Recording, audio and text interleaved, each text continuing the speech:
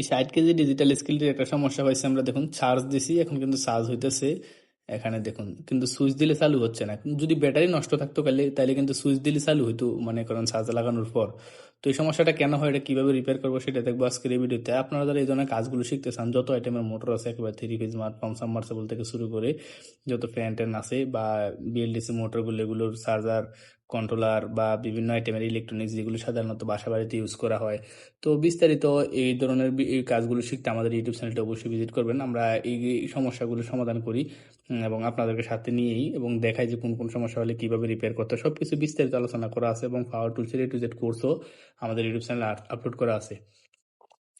তো এখানে দেখুন এই যে এটা আমরা খুলবো, খোলার পর দেখবো যে কি সমস্যা। দেখুন এখন আবার লাইন আসছে, হঠাৎ আবার চলে যাচ্ছে লাইন। তো এই সমস্যাটা কেন হয় আসলে?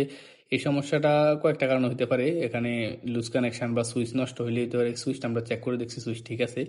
এখানে আমাদের সমস্যাটা হয়েছে, ডাইরেক্টলি আমরা এই সমস্যাটা আপনাদেরকে দেখাই। দেখুন এখানে একটা যে ট্রানজিস্টর আছে হিটসিনোলা, এই ট্রানজিস্টরের গোড়ার সোল্ডারিংটা ডিসোল্ডার হয়ে গেছে। দেখুন এখানে এটা ড্রাই সোল্ডার হয়ে গেছে। এখানে দেখুন এই লুজ কানেকশন, তো এটা মাঝে মধ্যে কানেকশন পাইলে এটা চলে, আবার কানেকশন না পাইলে চলে যায়। তো এই ক্ষেত্রে আমরা যে কোনো ইলেকট্রনিক্স, বিশেষ করে ইজিবেকের কন্ট্রোলারগুলোর ক্ষেত্রে এগুলি হেভি এম্পিয়ার থাকে, এগুলোতে অবশ্যই ভালোভাবে সোল্ডারিং করতে হয়। তো এই সোল্ডারিংটা নষ্ট হওয়ার কারণে কিন্তু এই সমস্যাটা হচ্ছে। দেখুন এটা নাড়াচাড়া করলে লাইন আসে আবার চলে যায়।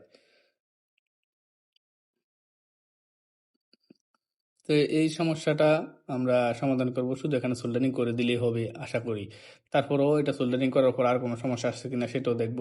এই সমস্যাটা কি কি কারণে হয় আমি আবার একটু বলি। অনেক সময় দেখা যায় লাইন পায়, অনেক সময় লাইন পায় না। এটা 1 নাম্বার সমস্যা থাকে সুইচের মধ্যে, সুইচটা চেঞ্জ করে দিলে হয়, অথবা সুইচ চেঞ্জ না করলে খুলে সুইচটাকে একটু ওয়াশ করে দিলেও হবে।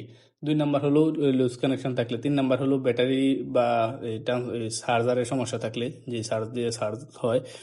তো এখানে এই সমস্যাটা আমরা সোল্ডারিং এর মাধ্যমে সমাধান করবো। আর যারা এই ধরনের কাজগুলো শিখতে চান, আমাদের A to Z কোর্স দেওয়া আছে। কোর্সের মধ্যে শুরু থেকে শেষ পর্যন্ত আলোচনা করা হয়। আর এগুলো হলো প্রবলেম সলভিং। মনে করেন একটা সমস্যা আসছে, এটা কি সমস্যার কারণে কি কি সমস্যার ভিতরে হলো এগুলো আমরা দেখাই একটু। এটা হলো এরকম ভিডিও। আর A to Z কোর্স হলো আলাদা। কোর্সের মধ্যে তো শুরু থেকে শেষ পর্যন্ত দেখানো হয় কোন কোন কারণে কোন কোন সমস্যা হয়। আর এগুলো সাধারণভাবে সাধারণ প্রবলেম সলভিং আমরা করতেছি আর কি। তো এক্ষেত্রে আপনারা অবশ্যই যদি ইলেকট্রনিক্সের কাজ শিখে কেরিয়ার করতে চান, অবশ্যই আমাদের সাথে থাকুন এবং আমাদের এই ভিডিওগুলো দেখেন। আপনাদের যদি ইলেকট্রনিক্স রিপেয়ার নিয়ে কোনো কৌতূহল থাকে, অবশ্যই আমাদের কাছে আসতে পারেন। চাইলে সরাসরি আমাদের কাছে এসে এই কাজগুলো শিখতে পারেন। দেখুন মোটামুটি এই কাজটা সম্পূর্ণ হয়ে গেছে। আর এই কাজগুলো আসলে তত একটা কঠিন কাজ না। এই দেখুন ডিজিটাল স্কেল, এত বড় একটা স্কেল, 60 কেজি স্কেল। এটা এটা যদিও 100 কেজি দেওয়া উচিত ছিল। তো এই 60 কেজি স্কেলের মধ্যে আমরা ক্যালিব্রেশন করলে এটা 100 কেজিরও ক্যাপাসিটি হয়ে যাবে, সমস্যা হবে না। তো এটা ক্যালিব্রেশনের উপর। দেখুন আমরা এখন লাগানোর আগে পরে দেখবো যে আসলে 5.34 ভোল্টেজ আসতেছে, মানে ব্যাটারিটা হলো 4 ভোল্টের। এখন আমরা যে ব্যাটারিটা লাগাবো বা খোলার পর সবসময় একটু চেক করে দিব যে এ, যত ভোল্টেজের এটা তত ভোল্টেজ বাইর হইতেছে কিনা। এখানে কিন্তু যদি ব্যাটারি 4 ভোল্ট হয়, 5 ভোল্টের উপরে যদি ভোল্টেজ বের না হয়, তাহলে কিন্তু ব্যাটারি চার্জ হবে না এবং এটা কাজ করবে না। তো এক্ষেত্রে সবসময় ফ্যানের এই যে চার্জার ফ্যানের ক্ষেত্রেও যদি 12 ভোল্টের ব্যাটারি থাকে 14.2 ভোল্ট বাড়ি দেব, এবং 6 ভোল্টের ব্যাটারি থাকলে 7 ভোল্টের উপরে বাড়ি দেব 7.2 বা এরকম। যদি না বাইর হয় তাহলে ব্যাটারি চেঞ্জ করলেও কাজ হবে না। দেখুন আমাদের কাজটা হয়ে গেল, এখানে 60 কেজির উপরে লোড নিতেছে না। তো এটা যেহেতু 60 কেজি স্কেল, আমরা আর ক্যালিব্রেশন করবো না। আর যদি 100 কেজি করতে মনে চায় তাহলে ক্যালিব্রেশন করে দিলে হয়ে যাবে। তো thank you for watching this video. আমাদের সাথে থাকার জন্য ধন্যবাদ।